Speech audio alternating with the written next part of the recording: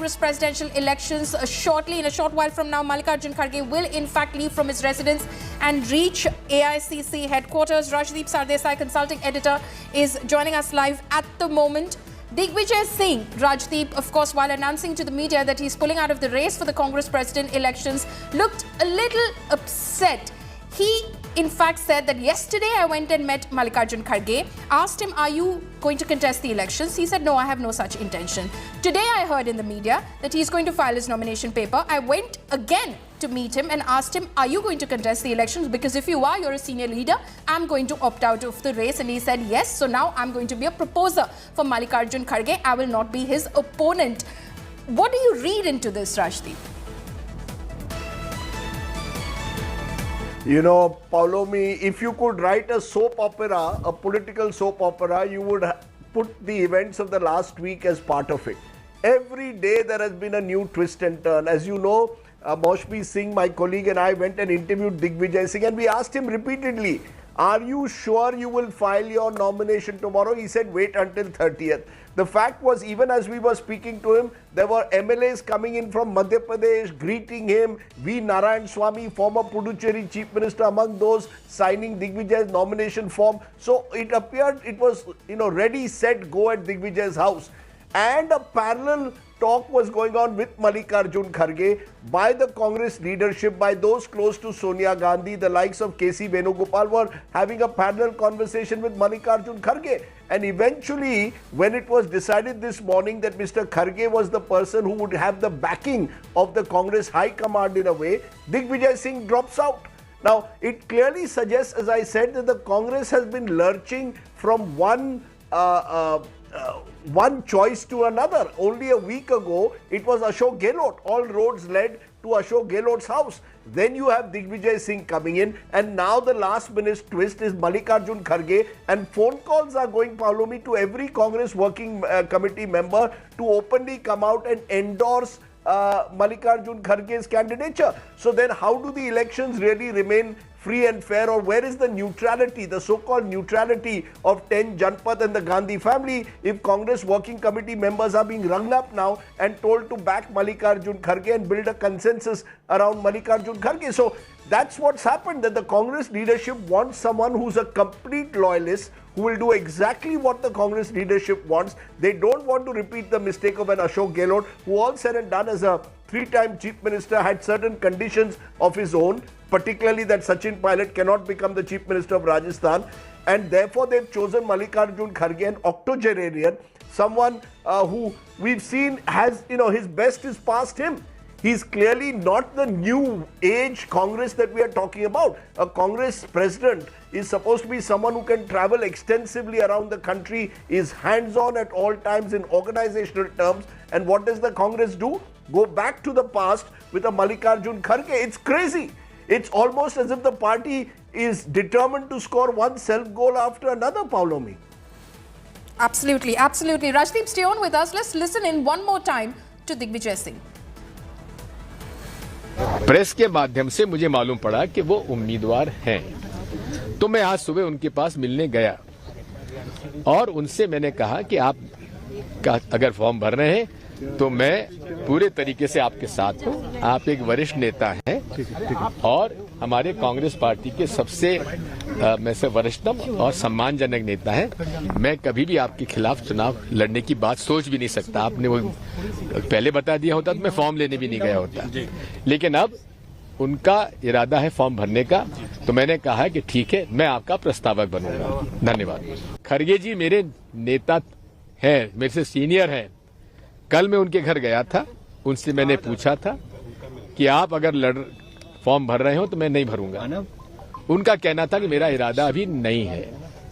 उसके बाद प्रेस के माध्यम से मुझे मालूम पड़ा कि वो उम्मीदवार हैं, तो मैं आज सुबह उनके पास मिलने गया और उनसे मैंने कहा कि आप अगर फॉर्म भर रहे हैं तो मैं पूरे तरीके से आपके साथ हूं। आप एक वरिष्ठ नेता हैं और हमारे कांग्रेस पार्टी के सबसे में से वरिष्ठतम और सम्मानजनक नेता हैं। मैं कभी भी आपके खिलाफ चुनाव लड़ने की बात सोच भी नहीं सकता। आपने वो पहले बता दिया होता तो मैं फॉर्म लेने भी नहीं गया होता, लेकिन अब उनका इरादा है फॉर्म भरने का, तो मैंने कहा कि ठीक है, मैं आपका प्रस्तावक बनूंगा। धन्यवाद। Rajdeep Sardesai is still live with us. Rajdeep, Digvijay Singh there revealing that yesterday when I asked Mallikarjun Kharge, he said that he had no such intention of contesting the Congress presidential post. Today, of course, I heard through the media that he's contesting the election. I went and asked him. He said, yes, he's contesting the election. Are we to believe that a decision was taken by Mallikarjun Kharge or on behalf of Mallikarjun Kharge overnight for him to contest these elections? Not at all, Paulomi. That, the fact is Mallikarjun Kharge was effectively the last choice. We were told that the Congress leadership was looking at options. After the Ashok Gehlot fiasco, they were looking at options, looking at other potential loyalists. They included the likes of Mukul Vasnik. Mukul Vasnik was someone who was contacted again by people close to Sonia Gandhi, and Mukul Vasnik said, no, I don't want to get into this race at the moment. You also had the G23 group, the so-called rebels. They were also looking at options.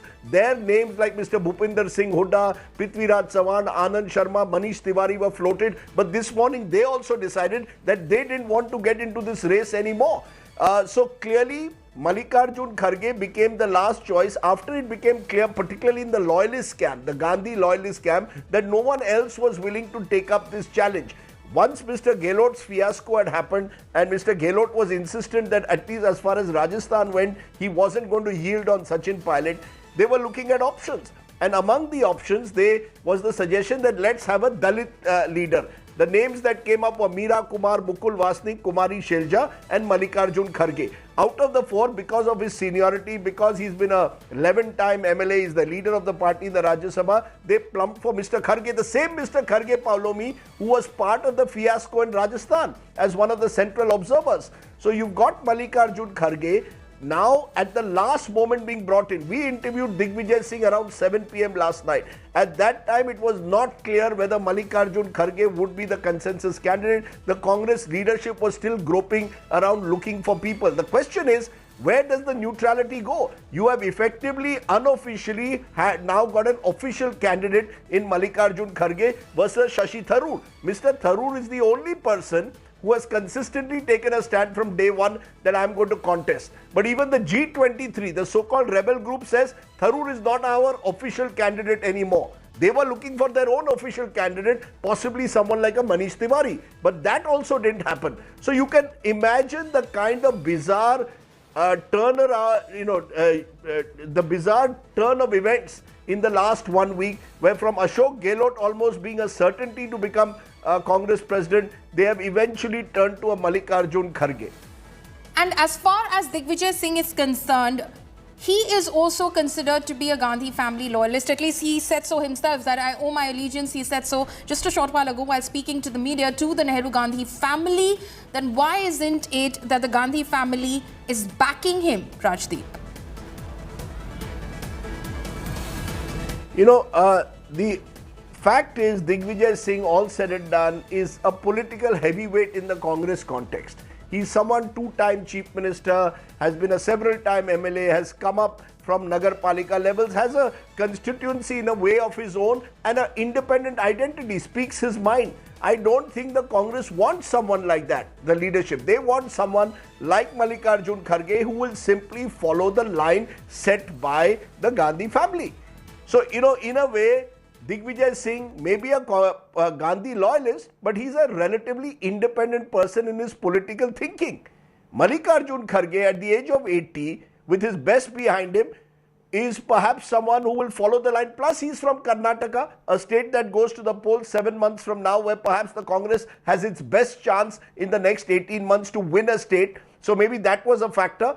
The fact that he comes from the Dalit community, and as I said, that was one of the factors being considered, could also be seen as a factor. So, end of the day, you've got someone in Mallikarjun Kharge who's senior, experienced, yes, but is he the answer to what you want as Congress president at a moment when the Congress is in a crisis and fighting Rajdeep, the Modi I'll just stop you there. I'll interrupt you. Apologies for 2 seconds over there. Images coming in of Ashok Gehlot now reaching Mallikarjun Kharge's residence. Remember, Ashok Gehlot yesterday announced that he is not going to contest the Congress elections, that he was extremely sorry for the fiasco in Rajasthan. He had met with Mrs. Sonia Gandhi and expressed his sincere apologies for what went down in Rajasthan, and because of that he was taking moral responsibility for the same and opting out of the race. He would not be contesting the elections. Ashok Gehlot now reaching Mallikarjun Kharge's residence. So clearly it appears that Kharge now has all the support that he needs in order to win this election and become the next president of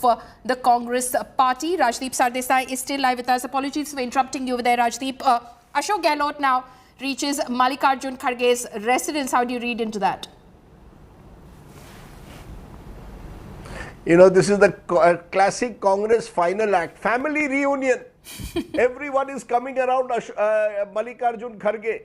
You know, the same people who are going to fight the elections themselves, from Digvijaya Singh to Ashok Gehlot, now all saying Mallikarjun Kharge is the one we will propose. Almost as if by magic overnight something has dramatically changed. This is the Congress. This is why I say it's like a family soap opera.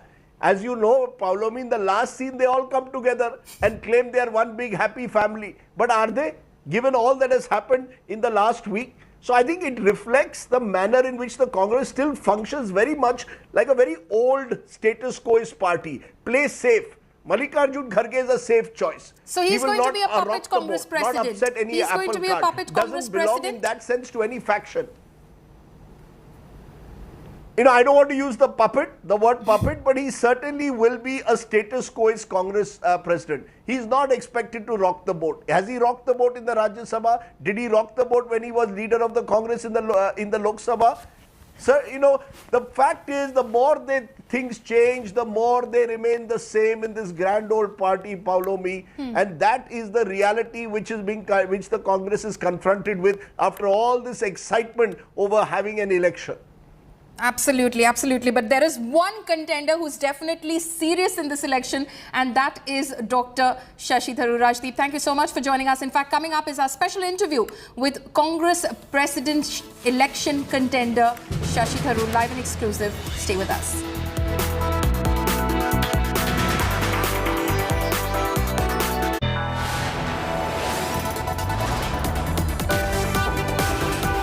You are watching India Today.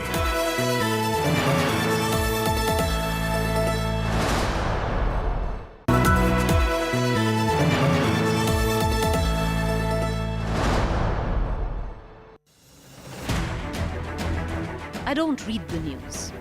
I read between the lines to tell you the true version of events, the true story of our times. To document grief, the toughest assignment for any journalist to be. From those who matter, Women politicians going to stick up for each other. of those who should matter, I document the truth. I don't distort the truth. I don't glamorize the truth. I don't gloss over the truth. The ghosts of India's contentious medieval history have come knocking again. I hustle for the truth, on the ground, in the newsroom, in the studio. I don't try to grab eyeballs. I inform you to make you see the point. To the Point with Preeti Chaudhary. At these times, only on India Today.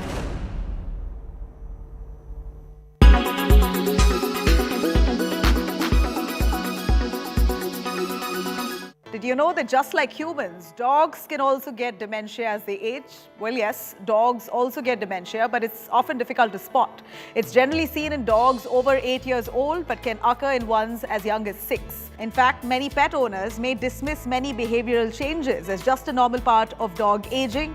So there could be likely many more dogs that have dementia than we really realize. Doggy dementia, also known as canine cognitive dysfunction, is a progressive brain disease that causes behavioral, cognitive and other changes in a dog. In fact, it's similar to Alzheimer's disease in humans. So what are the real symptoms? How will you know if your dog has dementia? For years, veterinarians have been researching the signs and symptoms of doggy dementia in order to better understand and help pets in their care. We're going to list out to you here some of those behavioral changes that you would find in a dog with dementia, so that this helps you with better care of the dog and also would tell you when to consult with your veterinarian. Disorientation. Dogs with cognitive issues may have difficulty getting around the house or may wander around as if they are lost. They can get stuck behind furniture, not know how to get out from there, or even stare without purpose at the floor, walls, or into space. They may even fail to recognize family members over time. Their sleep cycles. Dementia can cause dogs to confuse day and night, and your pet could very well wake during the night and begin pacing around the house, barking or even whining. The sleeplessness at night may also lead to excessive sleeping during the day. And house training. Some dogs forget years of house training, begin relieving themselves inside the house, which can really make them a lot more anxious. And then changes in their social behavior. Their interactions with you and other people might completely change. The dog could become extra clingy, fearful, or even needy, or the dog might become antisocial, withdrawing from any kind of interactions and spending time alone. Changes in their physical activity. A dog with cognitive decline may lose interest in their favorite toys, in other dogs, and even people, or start pacing aimlessly with no ability to settle down. How do you treat it? Well, some medications can indeed help reduce the signs of doggy dementia, improving quality of their life and making care a lot more easier. So if you think your dog is affected, then do consult your veterinarian. Unfortunately, there is really no cure for this. So all you can do is reduce the risk of getting the disease. Is there a way to prevent it? Well, since veterinarians aren't really sure what the exact cause of the condition really is, it's quite hard to determine how to prevent dementia among dogs. However, keeping your dog physically and mentally active may just help to prevent dementia. Teach them new tricks, play games together with them, feed them some balanced, wholesome food and keep a proper diet. Consider brain-healthy supplements. Make sure that they get regular exercise. Also allow them to have new experiences and regular socialization. Avoid putting your dog in stressful situations. Eliminate any kind of exposure to toxins. And that's how you can really keep your dog's mind healthy and sharp.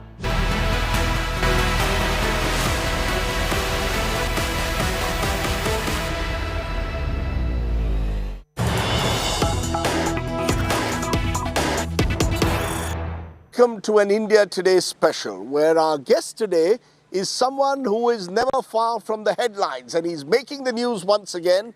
He's filed his nomination for Congress President, Congress three-time MP from Thiruvananthapuram, and also out with another book, this time on Dr. Ambedkar. Dr. Shashi Tharoor, welcome to this special. Thank you, Rajdeep. Let's start with Shashi Tharoor as Congress President. At a time when no one really seemed to want to contest the poll, you from almost day one said, I want to contest this election for Congress President. Most believe it's a crown of thorns, whoever becomes president. What made you contest? Because I really believe that the Congress party is needed by the country. And frankly, business as usual in the party is not going to take us anywhere. We've had two general elections at 19%. We need to break free. We need to appeal to a larger constituency than we've been able to appeal in the last couple of elections. And at the same time, we've got to stop this hemorrhage of good people leaving the party for good or bad reasons. We need to be able to therefore both revive and rebuild the party inside and at the same time appeal to more voters outside. We have to challenge the seeming hegemony of the BJP and Mr. Modi. But many are saying that is Shashi Tharoor really the right person for Congress President? He has no organizational experience. He is not a Hindi heartland politician, the area where the Congress has suffered the most in recent times. Is Shashi Tharoor really the right person to be Congress President, a party that needs organizational revival? First of all, the 9,100 voters of the Congress party, the PCC delegates, will decide that, whether I'm the right person or not. And if they find somebody else is the right person, more power to him or her. What I will say, however, is that given the fact that so many of our recent problems have stemmed from the way in which the organization is being run, I don't think that the disadvantage, so-called, of not being entrenched in the organization is such a disadvantage. In some ways, I come without the baggage of having any vested interest in the way in which we've been running the organization. And part of my message to my voters is going to be, let's change the way the organization is run. Let's decentralize authority in the party. And that's part of what I'm contesting for. You know, when you say decentralize the authority, it almost seems that Shashi Tharoor is fatiguing of this high command culture of the Congress, because one of the other disadvantages apparently is you're a so-called member of the so-called G23. So-called is right. This rebel group against the Gandhi family or against the party high command culture. In a way, are you representing that rebellious group within the Congress? First of all, the group is in your imagination of the media, frankly, Rajdeep, because the truth is that a number of senior colleagues wanted to write a letter and they reached out to people who happened to be available in Delhi during the COVID lockdown. And so 23 people were around. They said at the time they'd spoken to over 100 around the country, but because of the lockdown, people couldn't come here and sign it. So the sympathizers for these thoughts were much more widespread. So I don't think G23 as some sort of organizational entity makes any sense. It didn't exist. And some of its members have now left the party. Others have moved on. Some of you know, one has even gone to the BJP. So it's no longer a coherent entity. And I'm not running as a representative of the G23 or anybody else. I am only running because a sufficiently broad number of party colleagues, and I mean ordinary colleagues, not the grandees in the party, urged me to do so. And they wanted me to do so not so much because of any specific experience that I would bring into the organization. As I say, my own instinct is actually to decentralize authority completely, empower the states, the state leaderships, and at the same time create more consultative mechanisms at headquarters. But apart from that, they wanted somebody who could appeal beyond the traditional constituencies of the Congress, and they felt I could do so. And I was taken in by that argument. I said, let me give this a... You know, the fact is, though, that your own Kerala Congress doesn't seem to be very enthusiastic about Shashi Tharoor contesting for Congress president. They haven't endorsed you. Let's be clear, your Kerala leadership hasn't. You are seen, whether this is an appropriate word to use or not, part of the Lutyens club in the Congress. You know, the English-speaking, the last of the English-speaking elite within the Congress. It's one thing to write books, to have been with your international experience. It's another thing to run a party like the Congress, particularly at the time in which the Congress finds itself. Now, ideally, we want the Congress to run itself. That is, we want people at all levels of the party to have a stake, to have authority, to have ownership of the party. It shouldn't be one person sitting in Delhi running. It shouldn't be a party that gets habituated to passing one-line resolutions, passing all decisions up the chain to the president. Let's try and empower people at all levels. What is the complaint that one keeps hearing at all levels of the party is people feeling disempowered. Let's change that. So as far as I'm concerned, that's the first concern. Secondly, frankly, you know, if indeed many people don't wish to support me, that is their privilege. As long as we all share the same broad ideological commitment and vision, you're free to have individual likes and dislikes within that. At the end of the day, the electoral process will show the result, number one. Number two, I am intending to submit a nomination this morning with a large number of signatures collected from across the country. I'm talking about party workers from Kashmir to Nagaland, from Punjab to Tamil Nadu, who have signed on asking me to be their nominee. Even though your own home state, Kerala, oh, and Kerala too. They've not endorsed your no, but there's no formal endorsement. You're seen as an English speaker. You know, I'll come back to it. You know, is that a disadvantage? The fact Rajdeep, that I have Shashi won Tharoor 3 doesn't elections. know Hindi well enough, is not from the Hindi heartland? Listen, first of all, I've won 3 elections, which you can't win by speaking in English. I've gone out. Thiruvananthapuram, despite being the capital of Kerala, is 66% rural. There's no question about it. There are people there who are ordinary fisherfolk, ordinary hill dwellers, ordinary Adivasis as well. And I'm getting their votes. So I'm not doing this as a Lutyens liberal. I'm doing this as somebody who connects with people and who understands their needs and delivers whatever services I can to them. That's number one. Number two, on the Hindi heartland, that's a different issue. I agree with you that our country's political idiom is strongly turning towards Hindi, particularly under BJP rule. But let's not forget that it's entirely possible for somebody who's not from the Hindi heartland to also speak to and listen to, more importantly, the problems of people from the Hindi heartland.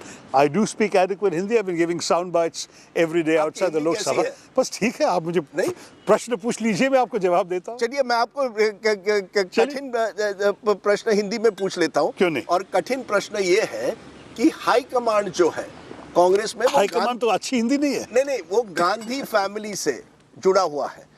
क्या ये चुनाव आप एक तरह से high command के खिलाफ लड़ रहे हैं? You said that you want. किसी के खिलाफ नहीं. No, you said you want decentralization in the party. Many are suggesting, people like you are in a way questioning the way the Gandhis have run the party. Somewhere, are you accepting that or not? That you're questioning the way the Gandhis are running the party? We're not against anybody. हम किसी के खिलाफ नहीं है, to go back to Hindi since that's what you wanted. लेकिन हम चाहते हैं कि जो हमारी सिचुएशन अभी जो है, इसको अगर आप बदलाव ले आने चाहते हैं तो आपको किसी नई तरीका आपको पता करना चाहिए. We have to find new ways of addressing old problems. And the truth is, frankly, business as usual is no longer possible. The truth is that is ultimately what many people claim has led us to our present plight. And therefore, when you say business as usual, let me start. Are you saying the old way of dynastical politics? The Congress is identified today with the Gandhi family, with a certain dynastical style of running the party. Even Rahul Gandhi is questioned largely because he's seen to be an entitled dynast. Do you believe the time has come to break away from that? Is this a candidature endorsed by the Gandhi family, by Rahul Gandhi? No, no candidate has been endorsed by the Gandhi family. They've taken a very, very constructive view that says that election is good for the party, that the more the party workers get a chance to express their views on this, the more the party will be strengthened, and that they themselves will stay neutral and above the fray. That's been communicated to me, that's been communicated to Digvijaya Singh, and as far as I'm concerned, if there's a third candidate in the last day today, they're going to communicate the same thing to them as well. So, to my understanding, the Gandhi family says, no official candidate, we are not playing favorites, go out, good luck, we encourage you to contest. So, at the same time, it's important to stress, no one is running against anybody. This is not a question of a battle amongst rivals as we have between parties. It's a friendly contest amongst colleagues. We all share the same broad orientation. We are Congress people. We want the Congress ideology to prevail. We want Congress to win. And we want to stand up stoutly against the majoritarianism and the bigotry of the BJP. On all this, there is no disagreement. But we may have different views on how to do it. For example, I'm not somebody who's very entrenched in the way the organization has functioned so far. As you've rightly pointed out, I'm not seen as an organization man.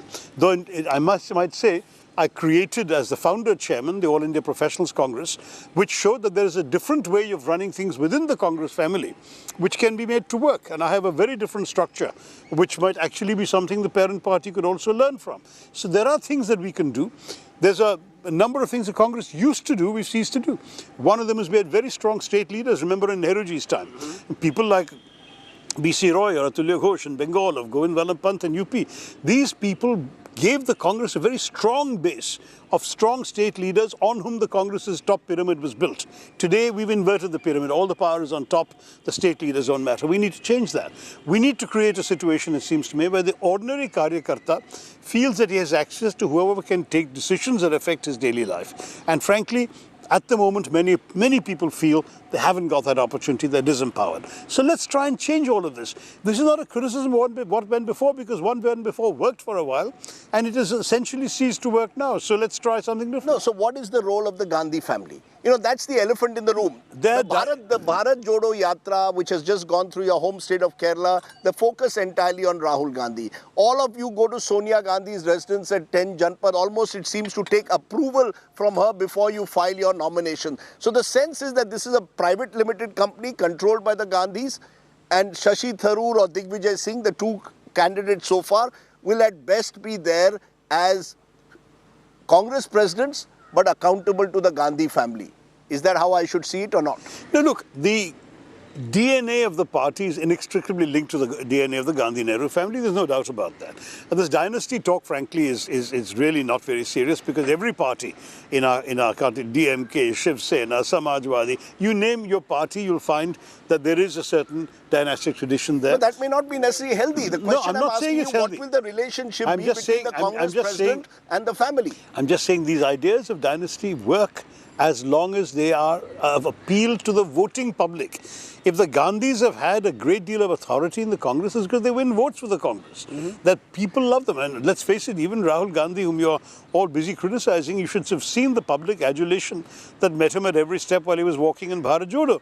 We can't just completely close our eyes to this. There is a tremendous appeal still. Sure. Now, Rahul Gandhi has chosen not to translate that appeal into being president of the party. That's his privilege.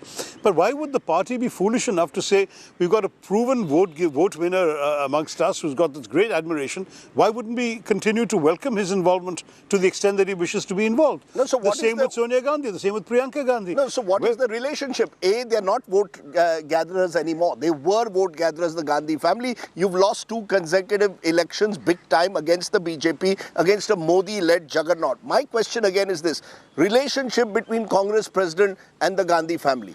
I think it'll have to evolve in practice. They will have to choose their own role, how far they're going to be involved.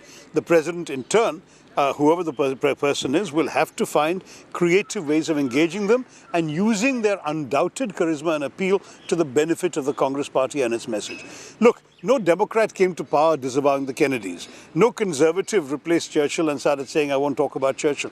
You should all want to hail the great leaders you've got, and I think we should do that while at the same time looking beyond and doing what you can do. Because I saw an interesting article written by P. Chidambaram, who said that the Congress president would be the organizational person, and you would have a Rahul Gandhi almost as the face, the mascot, the messenger. Can that really work, this dual power structure? I mean, you know, it's not worked in the past really in the Congress. I think that remains to be seen, frankly. That's Mr. Chidambaram's view. I think ultimately what I'm talking about is a far more collective decision-making process where what evolves will emerge as a consensus of, for example, the working committee, part of which will now be elected as the Constitution provides for, and as part of a process in which we open up the consultative spaces in the party. We want to see a party democratized from block level, district level, state level, and up to the national level. We don't want a party in which all people are doing is writing one-line resolutions and authorizing the president to decide. It's interesting you said that, because that's exactly what's happened in Rajasthan. The reason why Ashok Gehlot reportedly dropped out is because he refused to accept, or his MLAs refused to accept, the diktat of Delhi, of the high command culture of saying, pass a one-line resolution authorizing the Congress president, in this case Sonia Gandhi, to decide what happens in Rajasthan next. And that created the friction, which has meant that Mr. Gehlot, in a sense, has had to apologize to 10 Janpath and move on. My question is, Shashi Tharoor, you seem to be living in an illusory world. The reality is very different. You're creating an idealistic world of decentralized Congress, of Congress democratized. The reality is this is a party where all roads lead to 10 Janpath. Perhaps that would change. That depends very much, of course, on what the voters decide in this election. But if we have a party that functions differently, that need not be the case. Look, most parliamentary systems around the world, MLAs or the equivalent thereof in other countries, elect their leader. There's nothing terribly unusual about that. It's one way of dealing with factionalism. Instead of having 2 different factions or 3 factions running to Delhi and you have to choose one of them, you simply have put it to the test of the MLAs voting in a secret ballot and seeing whom they want to lead. So is that what you would have done in the case like Rajasthan? If the MLAs want a chief minister, let's be very clear. It's not right should that be the way forward if you were Congress president? It's not right for me to comment on something that's already happened that I was not part of. Because that, frankly... But in general, do you believe there may have MLAs been assurances made, there may have been assurances given, there may have been promises exchanged which were not violated. I don't know what expectations were in that particular instance. But in future, in theory, I think we would encourage a situation in which the party candidates are chosen more democratically, and the party, once they've elected their MLAs, will have the right for the MLAs to choose who should lead them. That is the way in which most parliamentary systems other than ours have functioned so far. You know, there will be those listening to you who will say that is Shashi Tharoor wanting too much too soon? Because in Indian, are you being overly ambitious building up brand Tharoor? Look, in a party like the Congress, where it's usually by the time you're 70, you're finally taken seriously to contest for a big poll, unless you're a Gandhi. Just 1 month ago, would you have expected to find us sitting here talking about a free and fair Congress party election for the president of the party? Honest truth is no. Is it free and fair? Is it free and fair? There are those questioning the way electoral rolls are in a way manipulated at times. Look, you and I are both cricket fans. If you've agreed to play a game, you'll have to bat on the pitch that's available. So is it free and fair? So I'm going to bat on the pitch, which means the electoral college that has been constituted. There's no point now wasting time debating how it's been constituted. There have been certain processes that have taken place which may or may not be to everyone's satisfaction. But for me now to start worrying about that rather than how to influence the people who are going to cast a vote is pointless. From my point of view is I turn to the voters and say, look, you're all congressmen and women. You want to see the party thrive. Do you think that I can lead you in that direction, or do you think somebody else can? That's all the choice that's required. To my mind right now, if they had been put there because of their loyalty to X, Y or Z, is absolutely irrelevant. They're there, they work for the Congress, they will get the leader they deserve. You know, in a way, the choice is between Shashi Tharoor and Digvijay Singh. And an old congressman was telling me this is between the old order and the new in a way. This is between someone who wants to be a disruptor, i.e. Dr. Tharoor, versus Digvijay Singh, who's been much more a traditional congressman, two-time chief minister, general secretary, far more experienced than you. Do you therefore concede that he is the more experienced candidate, and some would say therefore perhaps the more likely candidate to win this election? Look, I'm not going to concede anything in an You're not interview. conceding this election? Not at all. He's a very good friend of mine, by the way, and I of his.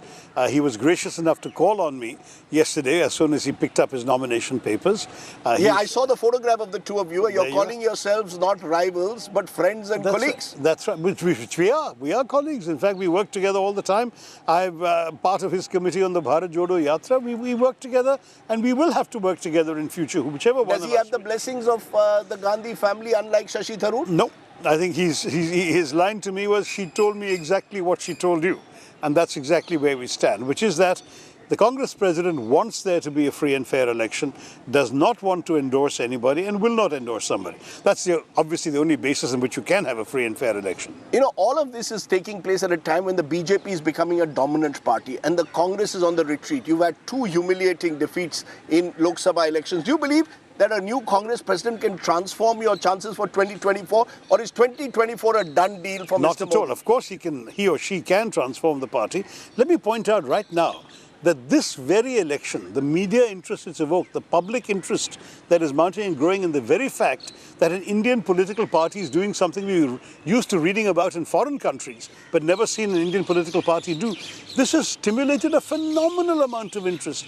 I'm flooded with messages from strangers, non-political minded people, people who may not even have voted for us in the last election, saying, wow, you guys are doing something amazing. This makes the Congress look so much more attractive. The BJP says it's a fixed match, that all of this talk of election, of contests, of delegates, of a free and fair election, in the end, whoever becomes will be whoever 10 Janpad decides. You say they are neutral, but the reality is they will choose one side. That's why Ashok Gehlot was being pushed for a while to become the candidate, the chosen one, the one who has the resources. They want a candidate who has resources. Do you have the resources? Well, look, why don't we talk about this after the 20th of October when the results are declared? To my mind, I'm expecting to contest in a free and fair election. I'm expecting there to be no sort of sub-rosa messaging saying that somebody else is favoured. And certainly if Digvijay Singh is the principal opponent, I think he's a gentleman, and I have great faith in the integrity of Mr. Mistry, the chief election officer, and the integrity of the process. Let's wait and see how it all goes. What's the one advantage that Shashi Tharoor has over Digvijay Singh, according to you? Well, look, I mean, you said it yourself, that I do bring a breath of fresh air into the way in which we'd approach the party. I am not entrenched in the way the things are running right now, and I'm not, therefore, somebody with a vested interest in the status quo. I'm not suggesting he is, by the way. He's also a very original mind and a very decent human being, but he has been part of the system for a very long time. And for me, the fact that I have not been part of that system, except for the last 14 years, and that too principally as an MP, apart from heading the IPC, I would say that I have, to that degree, the capacity to look at things with a fresher eye. That's the big difference. I'll ask you this one more time. Who will be the face of this new Congress, as you're calling it? Whoever becomes president, or is that a done deal for Rahul Gandhi? He will be your prime ministerial face or your face. I think we'll have to wait and see. We'll have to see who has the greatest appeal with the public, and we'll have to see what the party wants. There's no question in my mind that if you're talking about democratizing the party and decentralizing it, a lot more people will have to be involved in deciding on questions like that than just one individual So potentially a collective leadership. I think so. I think one of our great slogans in the 2014 election, when Mr. Modi was going around thumping his chest and saying, me, me, me, our slogan was, you may remember, Main Nahi Hum. We are the party of the hums. We are going to stand for a party of collective, consultative and experienced leadership. And I'm hearing of a possibility of an even shadow cabinet around whoever becomes Congress president. Is that possible? Why not? You know, you're doing all this while you've written another book. I don't know where you find the time to write this. I don't sleep enough, Rajiv. You don't sleep enough. You've written a book this time on Ambedkar. And it's interesting because Dalit votes are among the votes that have left the Congress in recent times. Is Shashi Tharoor still sort of discovering in a way through his books why I'm a Hindu, now Ambedkar, in a way areas where the Congress needs to, you've lost the Hindu vote, I also have a book on you've Nehru. lost the Dalit vote, you've also had a book on Nehru, but you know, this is a party that has lost the Dalit vote, earlier lost, the belief is lost the Hindu vote. How does your writing fit in with your politics? This lost the Hindu vote stuff, Rajdeep, is simply not accurate because you're talking about having lost to the BJP, which won 31 and then 37% in 2 successive elections. There are 80% Hindus in this country. So even if every single person who voted for the BJP was a Hindu, that's still not half the Hindu population. So let's not get carried away. We have not lost the Hindu vote, but we may have lost the vote of Hindutvavadi believers, and we may have also lost the vote of Hindus and others who were attracted to other points in Mr. Modi's manifesto. In the case of 2014, it was the economic message. In the case of 2019, may have been Pulwama, Balakot, national security. So different messages may have worked at different times. To my mind, the core issue still remains. What do we stand for? And why is it that our notion of an inclusive India is one that we have allowed to disappear? We need to get everyone back together and include them in the new narrative of the progress. Because how do you really get that nationalist vote back again? You know, during Indira Gandhi's time, the Congress was seen to be the party that held the political center. There's a belief that under Rahul Gandhi, the Congress has veered far too much towards the left, and therefore the nationalistic spirit has completely been captured today by the BJP.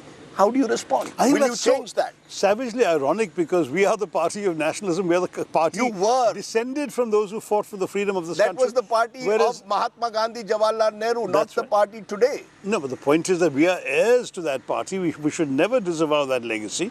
We should absolutely stand up for Indian nationalism, but Indian nationalism and not Hindutva nationalism. What Mr. Modi's party talks about is a very narrow interpretation of our nationhood. I think we have to talk about the Indian nationalism that embraces all languages, all regions, all religions, all groups in one shared dream of a future progress. That's what India is all about. Because I remember Sonia Gandhi at the India Today conclave in 2018 almost admitted that the Congress was being perceived as a pro-Muslim party. We're a pro-everybody party. That's the difference between us. The BJP is only a pro-Hindu party, and that too a very narrow understanding of what Hinduism is. We are a pro-Hindu, Muslim, Christian, Adivasi, Dalit, anyone you name. Because from our point of view, everyone is Indian. We stand for the Ambedkar idea of the Constitution, which empowered the individual Indian citizen. Everyone with an Indian passport, everyone calling himself an Indian citizen, has the same rights as everyone else. Because one of the groups that you've lost are the group between 18 to 30, the young voter. And many of those young voters believe the Congress is a party of corruption, of dynasty, a party of the old India, not of the new India. And Mr. Modi has captured the zeitgeist of the new India. In that case, we'll produce a newer India, an India that will actually take us beyond the limitations of Mr. Modi's vision into an India that, apart from being new in terms of technology, economic development, free enterprise, all of those wonderful things, is also going to be an India that includes and not excludes, an India where nobody feels unwelcome because of their religion, an India where everyone is free to be themselves. That's the India we want to create. We've got to go back to that. What happens if you lose? What happens if I lose? Yes. I continue to do my work as MP for Thiruvananthapuram. I still have a year and a bit to go, and my voters have placed their trust in me. I need to reward. Because there was buzz that if you lose, you might drift towards the AAP or the Trinamool Congress or even quit politics. Is that true? Listen, at this point, I would say the party that I am running to lead is the party that I've devoted my entire political career to. I've never been in any other party. It is true that other parties had approached me in the past, but as you can see, I'm still where I am. That's a confession. Other parties have approached you. I won't name any names. Many other parties have come to me saying, would you like to come and join us? And I said very politely, I'm in the party that I'm in. My voters and workers have elected me to represent them, and I'm going to continue representing them. I haven't gone anywhere.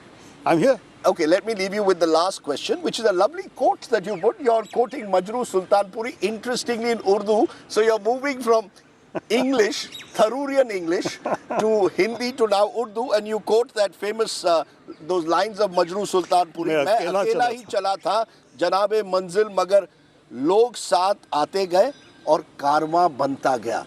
So you're hoping that you are the Pied Piper of the Congress, is it? People will join you in this movement. I think when in a short while I go submit my nomination forms, you will see where the Karwan has come from. It's come from all corners of the country. It's included and embraced party workers of all sorts of backgrounds, religions, languages, regions, and at the same time, they've come with me, even though when I set out on this journey, many thought it was quixotic. They've all come with me and they've said, let's try and make a new story for the Congress Party behind me. So I'm happy to lead them in that direction. Well, Dr. Tharoor, you've had a long karma from being in the United Nations to Thiruvananthapuram MP to continually writing books, Sahitya Akademi Award winner among other things, to now trying to become the next Congress President. We wish you the best, as we wish all candidates who contest this post. You sound like Sonia Gandhi. Thank you, I sound like Sonia Gandhi. That'll go viral. Thank you very much, Dr. Tharoor, for joining me. Shashi Tharoor, who intends and is contesting for Congress President.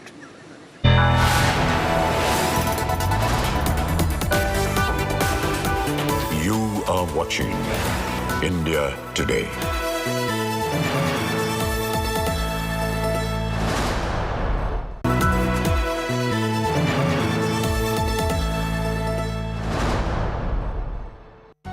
India today media institute आपको दे रहा है मौका देश के number 1 news channel के साथ पत्रकारिता के गुर सीखने का।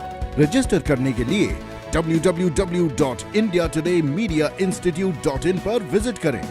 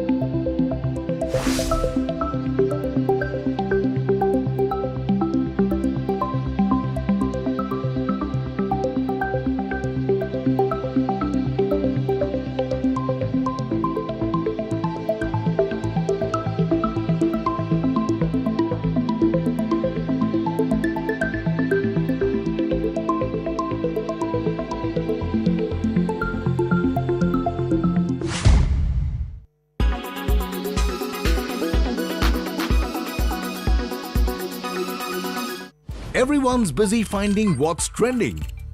You're busy finding out why. India Today, for those who research before reacting. Download the India Today app now.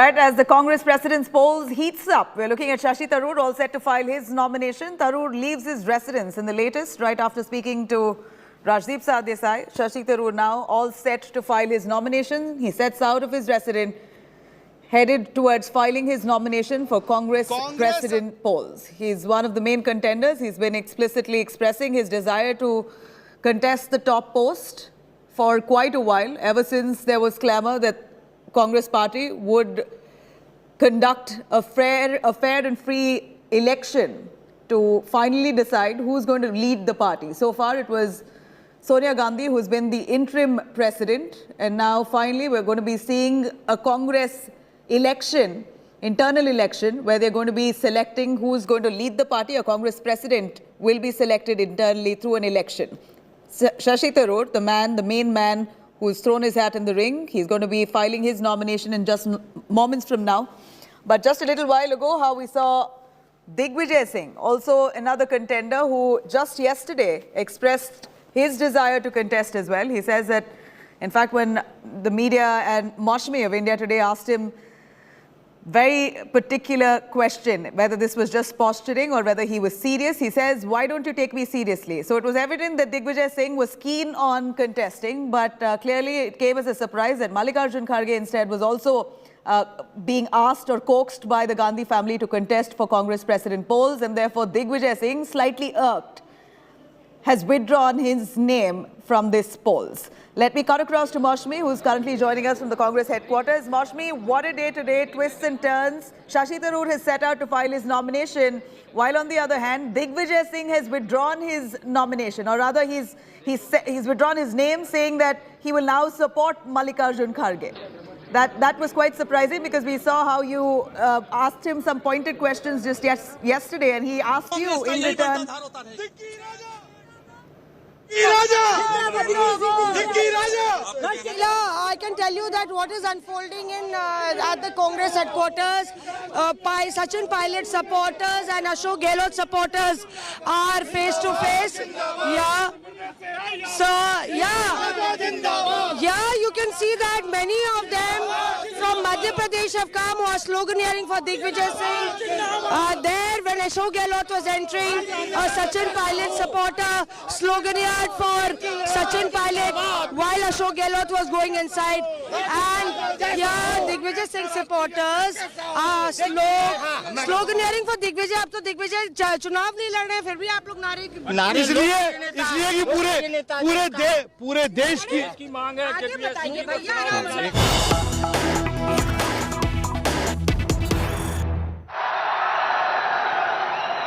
મારે આજે અમદાવાદને 100 સલામ કરવી છે.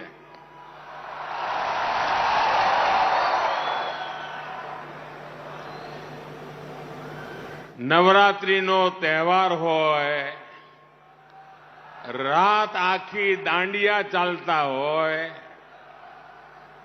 આપણું શહેર કે આપણું ગુજરાત ઊંઘતું જ ના હોય, એવા નવરાત્રીના દિવસોમાં આ ધૂમ ધકતી ગરમીની વચ્ચે આટલો મોટો વિરાટ જનસાગર મેં પહેલી વાર જોયો છે ભાઈ. હું અહીંયા જ મોટો થયો, આવડો મોટો કાર્યક્રમ અમદાવાદે કરી બતાવ્યો હોય એ મારો આ પહેલો અનુભવ છે.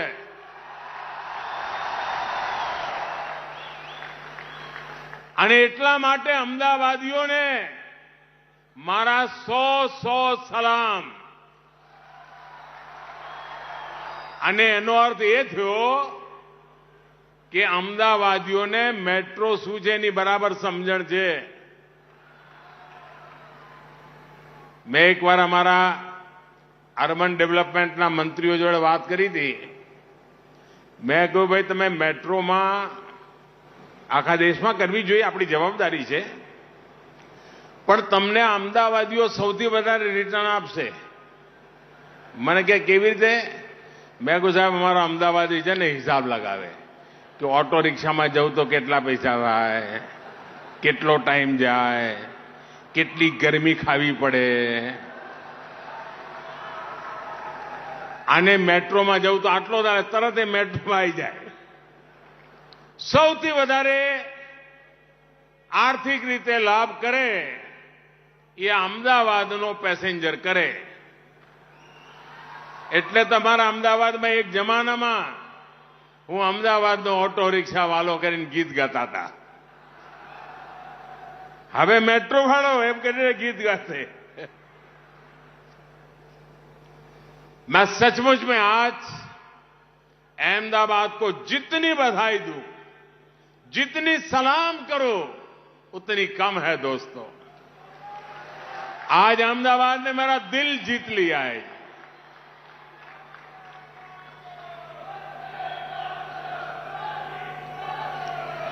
भाई और बहनों, 21वीं सदी के भारत को देश के शहरों से नई गति मिलने वाली है. हमें बदलते हुए समय और बदलती हुई जरूरतों के साथ अपने शहरों को भी निरंतर आधुनिक बनाना जरूरी है. शहर में ट्रांसपोर्ट का सिस्टम आधुनिक हो, सीमलेस कनेक्टिविटी हो, यातायात का एक साधन दूसरे को सपोर्ट करे, ये किया जाना बहुत आवश्यक है. और जो गुजरात में मोदी की पर बारीकी नजर रखने वाले लोग हैं, वो वैसे एक अच्छी जमात है और एक तेज जमात भी है. उनको ध्यान होगा, जब मैं यहां मुख्यमंत्री था, मुझे साल तो याद नहीं है, बहुत वर्षों पहले हमने अहमदाबाद में मल्टी मॉडल ट्रांसपोर्टेशन को लेकर के ग्लोबल समिट किया था. यानी उस समय भी मेरे दिमाग में चलता था, लेकिन कुछ विषय भारत सरकार के होने के कारण मैं तब नहीं कर पाया. अब आपने मुझे वहां भेजा तो मैंने अब ये कर दिया.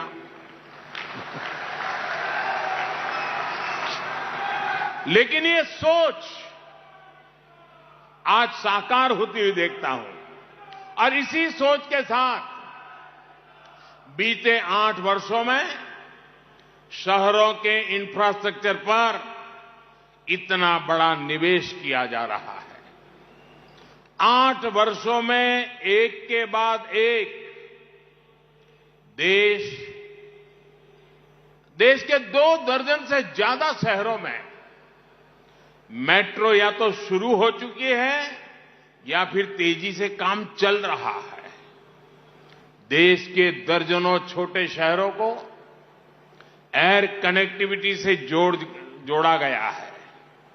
उड़ान योजना छोटे शहरों में हवाई सुविधा देने में भूमिका निभा रही है.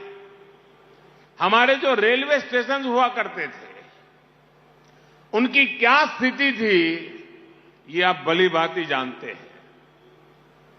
आज गांधीनगर रेलवे स्टेशन दुनिया के किसी भी एयरपोर्ट से कम नहीं है. और 2 दिन पहले भारत सरकार ने अहमदाबाद रेलवे स्टेशन को भी आधुनिक बनाने की स्वीकृति दे दी है. साथियों, देश के शहरों के विकास पर इतना अधिक फोकस, इतना बड़ा निवेश इसलिए किया जा रहा है क्योंकि ये शहर आने वाले 25 साल में विकसित भारत के निर्माण को सुनिश्चित करने वाले हैं. यही अहमदाबाद, सूरत, बड़ौदा, भोपाल, इंदौर, जयपुर, यही सब हिंदुस्तान के 25 साल के भाग्य को गढ़ने वाले हैं. ये निवेश सिर्फ कनेक्टिविटी तक सीमित नहीं है, बल्कि दर्जनों शहरों में स्मार्ट सुविधाएं बन रही हैं, मूल सुविधाओं को सुधारा जा रहा है, मुख्य शहर के आसपास के इलाकों सबब्स को विकसित किया जा रहा है। ट्विन सिटी का विकास कैसे होता है, गांधीनगर, अहमदाबाद इसका उत्तम उदाहरण है। आने वाले समय में गुजरात में अनेक ट्विन सिटी के विकास का आधार तैयार हो रहा है। अब तक हम सिर्फ New York new Jersey twin city सुनते रहते थे। मेरा हिंदुस्तान पीछे नहीं रह सकता।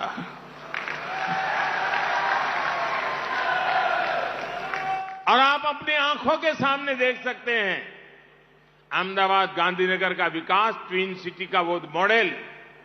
उसी प्रकार से हमारे नजदीक में आनंद, नडियाद, उधर भरूच, अंकलेश्वर, वलसाड़ और वापी, सूरत और नवसारी, बड़ोदरा, हालोल कालोल, मोरबी, वांकानेर और महसाना, कड़ी, ऐसे बहुत सारे ट्विन सिटी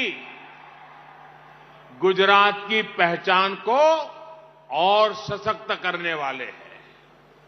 पुराने शहरों में सुधार और उनके विस्तार पर फोकस के साथ साथ ऐसे नए शहरों का निर्माण भी किया जा रहा है जो ग्लोबल बिजनेस डिमांड के अनुसार तैयार हो रहे हैं। गिफ्ट सिटी भी इस प्रकार के प्लग एंड प्ले सुविधाओं वाले शहरों का बहुत उत्तम उदाहरण है।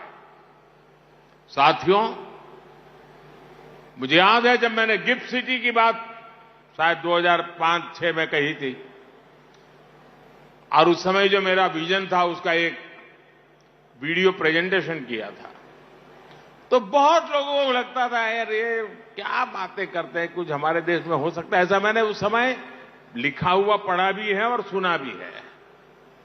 आज गिफ्ट सिटी आपकी आंखों के सामने खड़ा हो चुका है दोस्तों,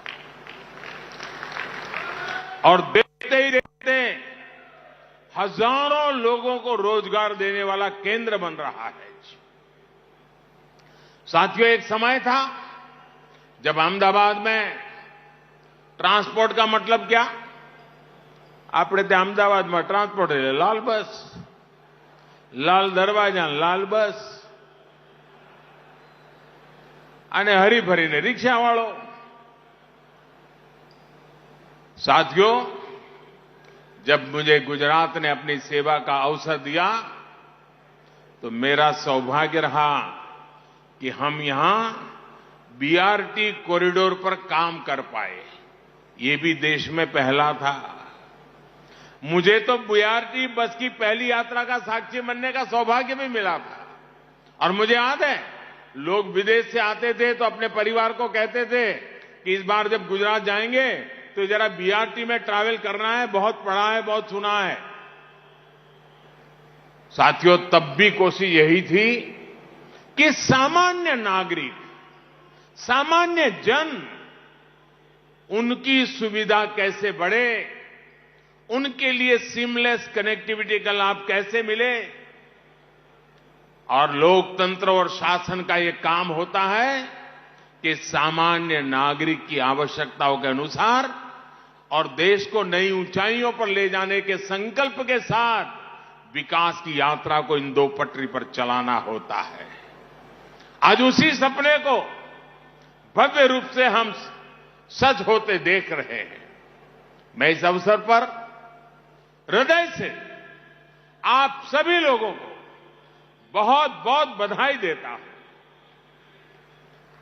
साथियों, आज अहमदाबाद मेट्रो के लगभग 32 किलोमीटर सेक्शन पर यात्रा शुरू हुई है। और ये आपको सुनकर के आश्चर्य होगा, भारत में मेट्रो की शुरुआत हुई तब से अब तक में ये पहली बार ऐसा रिकॉर्ड बना है कि एक ही साथ 32 किलोमीटर करीब करीब उसकी यात्रा का लोकार्पण हुआ है। इसकी और एक विशेषता रही है, रेलवे लाइन के ऊपर से मेट्रो ट्रैक के निर्माण की मुश्किल चुनौतियों के बावजूद ये काम तेजी से पूरा हुआ है।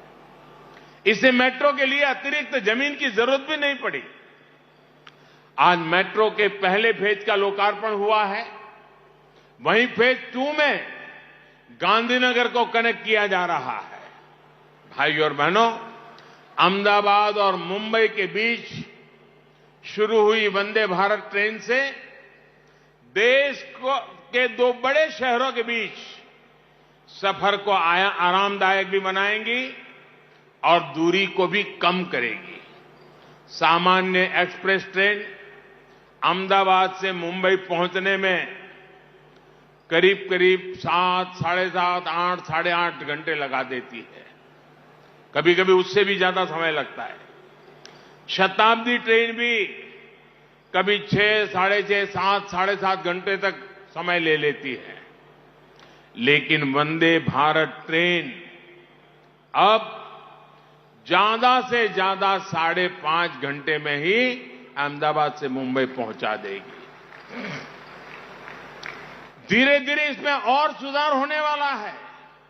और आज जब मैं वंदे भारत ट्रेन को बनाने वाले चेन्नई में बन रही थी, उसके बनाने वाले सारे इंजीनियर, वायरमैन, फिटर, इलेक्ट्रिशियन, इन सबसे मिला और मैंने उनको पूछा, बोले साहब आप हमें काम दीजिए, हम इससे भी अच्छा बनाएंगे, इससे भी तेज बनाएंगे और जल्दी से बनाएंगे।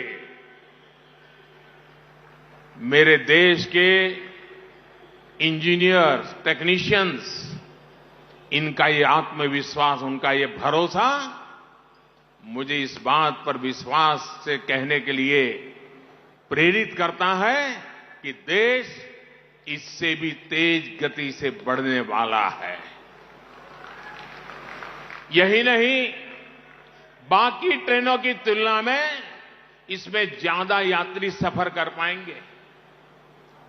मैं एक बार काशी से स्टेशन पे पूछ रहा था, मैंने कहा भाई वंदे भारत ट्रेन का क्या एक्सपीरियंस है? बोले सबसे ज्यादा टिकट वंदे भारत की जा रही है। मैंने कहा वो तो कैसे संभव है? बोले साहब गरीब लोग इसमें जाना पसंद करते हैं, मजदूर लोग जाना पसंद करते हैं। मैंने कहा क्यों? बोले साहब उनकी 2 लॉजिक है।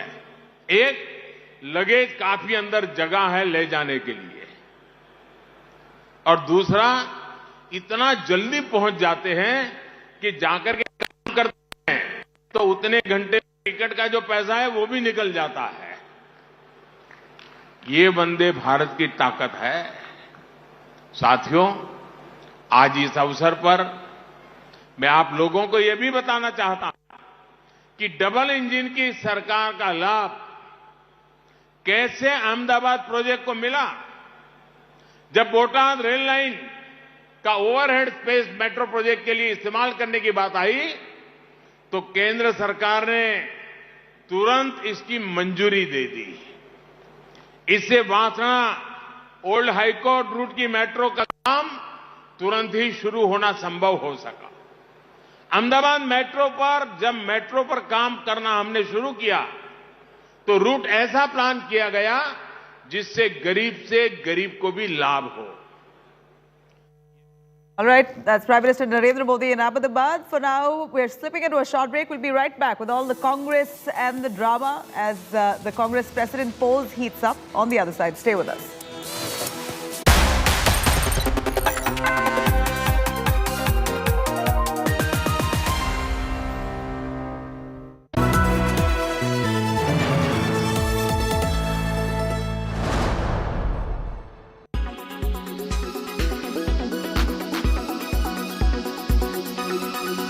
Congress's Bharat Jodo Yatra is also on and is set to enter first BJP-ruled state, Karnataka. Ahead of the party's Yatra arrival in the state, posters have been put up to welcome Rahul Gandhi but were found torn in the state's Gundlupet area. Congress leaders are now accusing the BJP cadre of tearing these posters and hoardings of Rahul Gandhi and other Congress Neta that were put up on the highway passing through Gundlupet. Karnataka Chief Minister Basavaraj Bommai said permission must have been taken in advance to put up these flexes. He's also said Congress is not doing Bharat Jodo Yatra but Bharat Todo Yatra. But these posters that were found torn comes day after the Congress launched a poster reading Pay CM with, remember, the Chief Minister Basavaraj Bomai's face on it and even other netas and ministers posing with that photoshopped image. BJP has also launched a counter campaign on social media by sharing a QR code posters with Siddaramaiah and DK Shivkumar's face on it. ಬಿಜೆಪಿಯವರು ಅವರು ಪಾಪ ನಮ್ಮ ಬ್ಯಾನರ್ನ ಹರಿದಾಕಿ ಕೆಲವೆಲ್ಲ ಸುಟ್ಟಿದ್ದಾರೆ. ನಾವೇನು ಅದಕ್ಕೆ ಏನು ಹೆದರುವುದಿಲ್ಲ, ಇಂಥವನ್ನೆಲ್ಲ ಬೇಕಾದಷ್ಟು ಎದುರಿಸಿದ್ದೀವಿ. ಬಟ್ ಒಂದು ತಿಳ್ಕೋಬೇಕು, ಏನು ಬೇಕಾದ್ರೂ ಅಭಿಯಾನ ಮಾಡ್ಕೊಳ್ಳಿ, ಏನು ಬೇಕಾದ್ರೂ ಮಾಡಲಿ, ಅವರು ಈ ರಾಜ್ಯದಲ್ಲಿ ರಾಜಕಾರಣ ಮಾಡಬೇಕು. ಏನು ನಮಗೆ ಹೇಳ್ಕೊಟ್ಟಿದ್ದಾರೆ ಅದನ್ನು ನಮಗೂ ಮಾಡೋಕ್ಕೆ, ನಮ್ಮ ಕಾರ್ಯಕರ್ತರಿಗೂ ಮಾಡೋಕ್ಕೆ ಶಕ್ತಿ ಇದೆ. ಮೊದಲನೇದಾಗಿ ಯಾರೇ ಫ್ಲೆಕ್ಸ್ ಹಾಕಲಿ ಪರ್ಮಿಷನ್ ತೊಗೊಂಡು ಹಾಕಬೇಕು. ನನಗೆ ಗೊತ್ತಿಲ್ಲ, ಮಾಹಿತಿ ಇಲ್ಲ, ಅವ್ರು ತೊಗೊಂಡಿದ್ದಾರಿಲ್ಲೋ ಗೊತ್ತಿಲ್ಲ. ಎರಡನೇದಾಗಿ ಯಾವುದೇ ರಾಜಕೀಯ ಪಕ್ಷ ಫ್ಲೆಕ್ಸ್ ಹರಿಯುವಂಥದ್ದು ಅವಶ್ಯಕತೆ ಇಲ್ಲ. ಎಲ್ಲ ಜನರಿಗೂ ಎಲ್ಲ ವಿಚಾರಗಳು ಗೊತ್ತಿದೆ. ಯಾರು ಭಾರತ್ ಜೋಡೋ ಮಾಡ್ತಾ ಇದ್ದಾರೆ, ಯಾರು ಭಾರತ್ ತೋಡೋ ಮಾಡಿದ್ದಾರೆ, ಎಲ್ಲ ವಿಚಾರಗಳು ಗೊತ್ತಿದೆ. All dirty tricks from the BJP. So far, we had CPM in Kerala, and we were in Tamil Nadu, where the ruling party, we were part of the ruling coalition. We are entering now BJP territory. Yes. We are prepared for all sorts of dirty tricks. These dirty tricks can be to run false social media campaigns. These dirty tricks could be to damage the reputation of the Congress party and of Sri Rahul Gandhi. This dirty tricks could be to sabotage, and they may even resort to violence. I don't put anything past the BJP.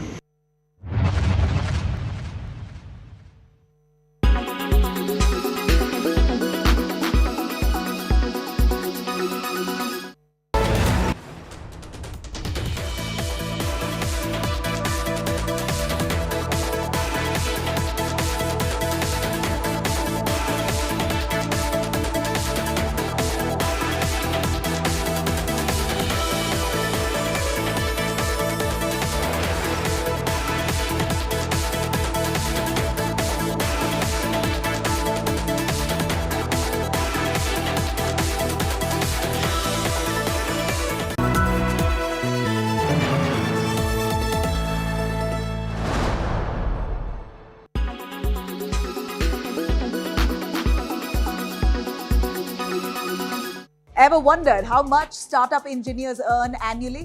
Well, they do earn a lot, but not all of their packages make it to the headlines.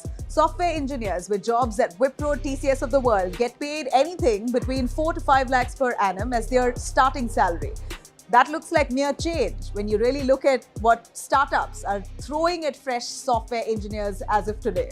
Data from 50,000 engineers' salaries suggests that startup companies like Meesho, Cred, Swiggy and others pay a lot more LPA as compared to traditional IT companies.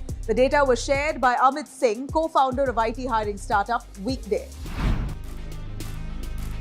The survey reveals that social media startup ShareChat pays the highest to its mid-level software engineers. The social media platform pays around 47 lakh rupees annually for software engineers who have around 4 years of experience. Cred and Meesho come next in line, with Cred paying 40 lakhs per annum and Meesho paying 39 lakhs per annum to their software engineers with similar experience, while traditional IT companies like TCS, Wipro and Infosys pay just around 10 lakhs per annum to software engineers with 4 years of experience. The starting salary offered by these big IT companies is around 7 lakhs on an annual basis, which too is significantly less than what now startups can offer today. Among the top unicorns of the country, companies like Byju's, Freshworks, Quicker and ShopClose offer the least salary to their software engineers. Data analysis has found that ShopClose pays around 12 lakhs annual salary to engineers with 4 years of experience, while companies like Zomato, Paytm, Flipkart pay around 32 lakhs, 22 lakhs and 36 lakhs respectively to people with same level of experience. In IT firms, there's a common switching culture. While these unicorns pay a lot more salary than established IT firms, most engineers stay at these startups for just about 1.5 to 2 years on an average. As compared to engineers working at companies like Infosys, they stay around 2.5 years there on an average. As per study here, engineers working for Byju's stay at the company for around 1.5 years on an average, while engineers at Cred stay for around 1 year, 8 months on an average. The data has also revealed that one reason why software engineers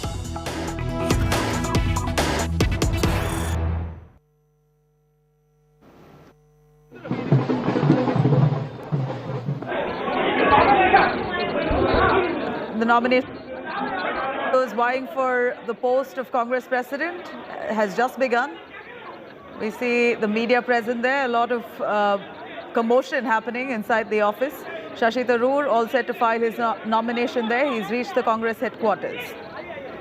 In fact, many of Tharoor's supporters also flocking right after him.